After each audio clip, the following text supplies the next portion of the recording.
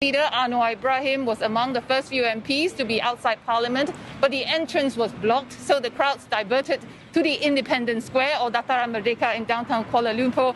Now, the situation was tense at one point when MPs attempted to cross the police line, but negotiations fell through and opposition MPs later dispersed without any untoward incident reported. Now, also present was former Prime Minister Dr. Mahathir Mohamad.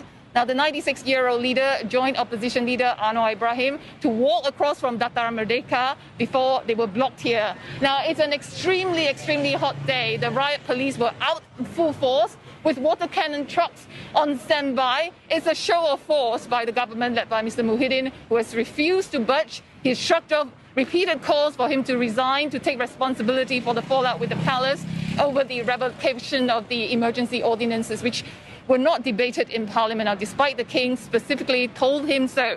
Now, the Prime Minister's office insisted that the King has to listen to the advice of the Prime Minister, but the King said that he has never given the consent to the revocation. Now, in any case, the emergency declaration has expired on Sunday, August 1st, and it will be academic, some argue, to debate or to move a vote on it. But the opposition doesn't think so, because there are some ordinances, they said, that remain in power for 6 months after the emergency declaration ended, such as the anti-fake news ordinance. Now, ultimately, it boils down to the numbers game. Now, Anwar insisted that he has the numbers. He has 107 MPs, but that's not enough. There's 220 MPs in Parliament. Ada ahli Parlimen yang telah pun menulis kepada Speaker yang menunjukkan bahawa Kerajaan Residing telah kalah. But how can he prove that in Parliament?